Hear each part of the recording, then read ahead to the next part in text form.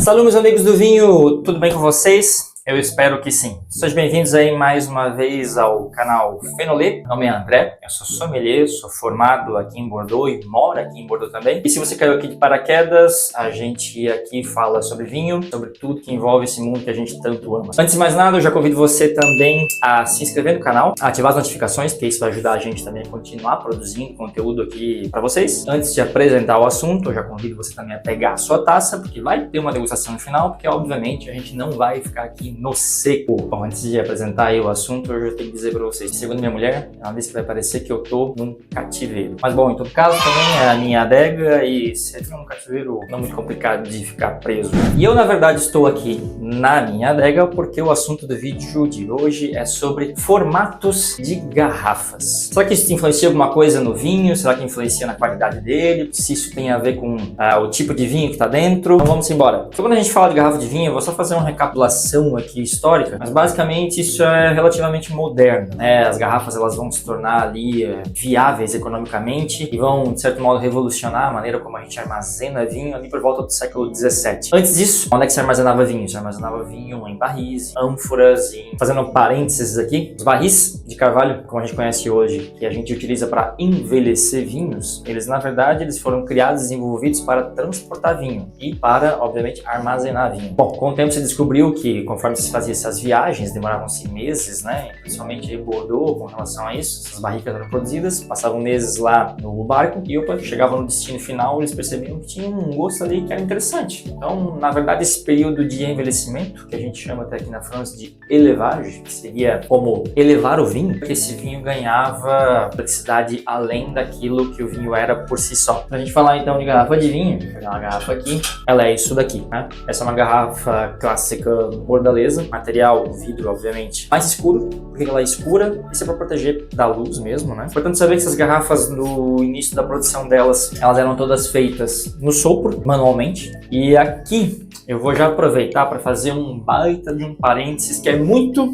importante. Essas garrafas elas têm um furo aqui embaixo. Tem duas explicações para isso. A primeira é que quando isso era soprado manualmente, ficava mais fácil você botar numa base em que você tinha esse furo aqui naturalmente que acabava acontecendo por causa da base. Hoje em dia, é claro, você não precisa mais desse furo, porém esse furo ajuda muito na sustentação da garrafa, quando a gente coloca ela de pezinha como ela está aqui. Esse furo ele vai alterar o centro de gravidade da garrafa e ele vai fazer com que essa garrafa fique muito mais estável quando ela está colocada de pé assim.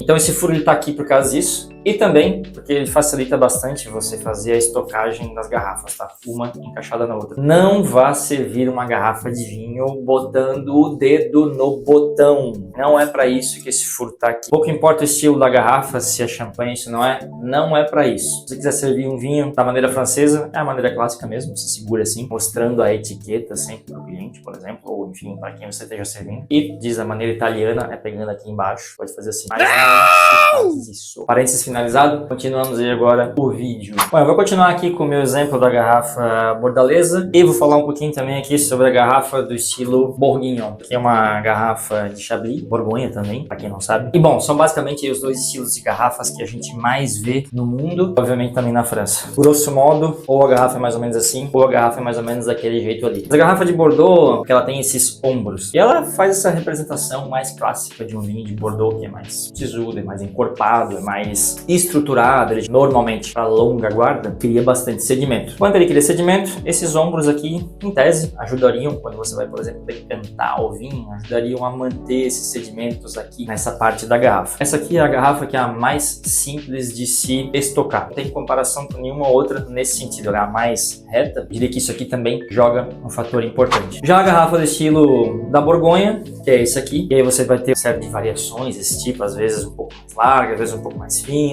enfim. Uma garrafa que representa mais a finesse, a elegância e essa representação que a gente tem do vinho da Borgonha de mais delicado, mais sobre a finesse. Tendo a concordar, eu acho que sim, é uma garrafa que representa mais essa elegância da Borgonha comparado a esse vinho de ombros largos como é Bordeaux. A explicação é basicamente essa e aqui a gente vai estar falando, eu vou dar um chute aqui, tá? Mas aqui a gente está falando de, sei lá, 90% das garrafas que existem no mundo inteiro, ou vai ser daquele jeito ali, ou vai ser desse jeito aqui de uma Borgonha. A gente também tem outros tipos de garrafas que sai um pouco desse padrão ali Bordeaux e Borgonha. Por exemplo, a Alsácia, e tem esse estilo de garrafa aqui, que é o que a gente chama da flauta alsaciana, ou a flûte alsacienne. Inclusive, os vinhos da Alsácia, eles são obrigatórios, serem colocados nesse tipo de garrafa aqui. Esse aqui é um exemplo bem interessante, é um vinho que eu gosto bastante, ele nem usa cápsula. Desde 2019, o uso da cápsula não é mais obrigatório aqui na França. Ela tem aí uma série de variações, eu vou até mostrar aqui para vocês. A mais clássica mesmo seria esta daqui, mais retinha, assim. Esse aqui é um modelo bem clássico da Alsácia. No caso da Alsácia, quando institui essas garrafas, também será de certo modo mimetizado pelas regiões aí mais nórdicas, por exemplo, a Alemanha, a Áustria e uma série de outros países ali nórdicos que vão utilizar também esse tipo de garrafa aqui. Como tem aqui, por exemplo, esse vinho alemão, que é um Riesling alemão, é exatamente o mesmo tipo de garrafa. Só que no caso dessas aqui, não é obrigatório utilizar o estilo de garrafa, como no caso da Alsácia, que é obrigatório. Eles estão hoje até revendo a possibilidade de eles conseguirem flexibilizar o uso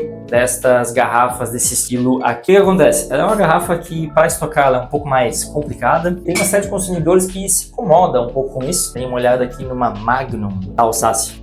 Não sei nem se está cabendo aqui, mas muito mais simples, né? Você tem uma garrafa Magnum assim, desse estilo, ou mesmo do estilo Bordeaux, do que essa garrafa da Alsácia. Outro exemplo que é interessante também, nós temos uma denominação de origem aqui do Languedoc-Roussillon, que se chama Picpoul de Pinet. A casta é Picpoul e ele é um vinho que ele também, pela própria denominação de origem, é obrigado a ser colocado nessa garrafa aqui. É uma espécie de uma variação da flauta alsaciana, tem praticamente a mesma altura e tamanho, só que ele tem essa base aqui diferente, sempre tem também aqui o símbolo do Languedoc, tem que estar escrito aqui Picpoul de Pinet, tem o símbolozinho do mar, que é uma região que fica bem próxima do mar mesmo, já ali no sul da França. Essa garrafa se chama Neptune.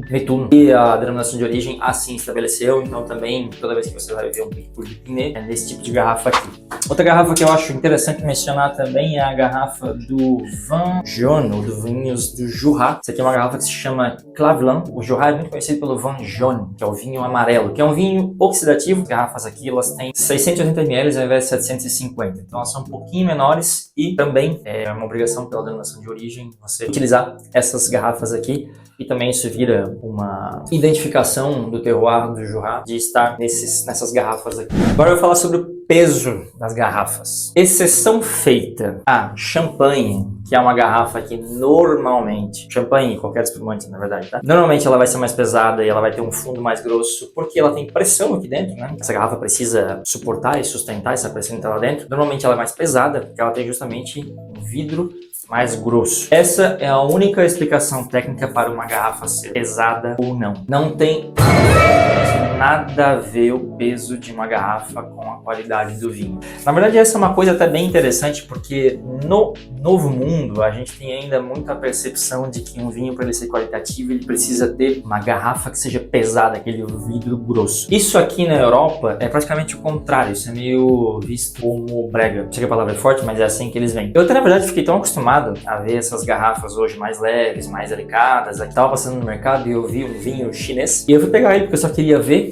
e era aquela garrafa super pesada que minha mão fez até assim quase. Para dar aqui um exemplo para vocês, eu tenho aqui, vamos lá, Chateau Lagrange, que é um Grand Tour Classé. É uma garrafa super simples, é elegante, leve, inclusive desde 2016 eles usam 35% menos vidro, enfim. A garrafa, quando ela é pesada, dá a entender que o produtor está mais preocupado com marketing e com a garrafa em si do que com o vinho. O que de certo modo é verdade, e eu compreendo, porque na nossa visão do Novo Mundo a gente tem essa coisa de que o vinho é uma coisa cara, o vinho é um produto que é diferenciado, então a gente dá mais atenção para isso. Quando eu falo de Novo Mundo, também estou falando mais do Novo Mundo sul-americano, eu poderia falar assim, porque não é muito a visão que se tem na África do Sul, nem na Austrália, nem na Nova Zelândia, que são outros grandes países do hemisfério sul produtores de vinho. Agora eu vou falar sobre os fechamentos dessas garrafas. Obviamente a gente tem o mais clássico, que é a rolha de cortiça, é o que permite o envelhecimento de uma maneira mais natural, a gente pode falar assim. Vai acontecer aqui a microoxigenação, aquela passagem lenta e gradual pela rolha que vai fazer com que o vinho ganhe complexidade ou não, a depender do do vinho, né? E é o jeito, obviamente, mais clássico de fechar uma garrafa. Mas, claro, nós temos também uma coisa que é muito comum, que é as cápsulas de rosca. Em geral, servem muito para ser utilizados para os vinhos que não têm essa necessidade de guarda muito grande, que é um vinho para ser consumido mais jovem mesmo, 3, 4 anos, talvez no máximo. A Alemanha, por exemplo, é muito comum, inclusive até esse exemplo que eu tenho aqui, do meu vinho alemão, é a cápsula. Não vai ganhar muito sendo envelhecido, então tá aqui. A falar do Novo Mundo, os vinhos da Nova Zelândia, por exemplo, eles são praticamente aí mais de 80% fechados em cápsula de rosca. A quem não goste, eu particularmente não vejo problema nenhum, é realmente um vinho que é para ser consumido jovem, então acaba sendo prático. Embora eu sou um adepto da rolha, eu gosto da rolha, eu acho mais legal, mesmo que seja um vinho para consumir jovem, mas eu não acho isso problemático. Outro tipo hoje de fechamento que é muito utilizado são as ceras. Eu particularmente acho bonito mesmo, mas não tem nenhuma explicação técnica de ser melhor, e muita gente tem feito hoje. Inclusive, as ceras são muito utilizadas nas Magnums, como essa daqui que eu tenho, vou mostrar para vocês.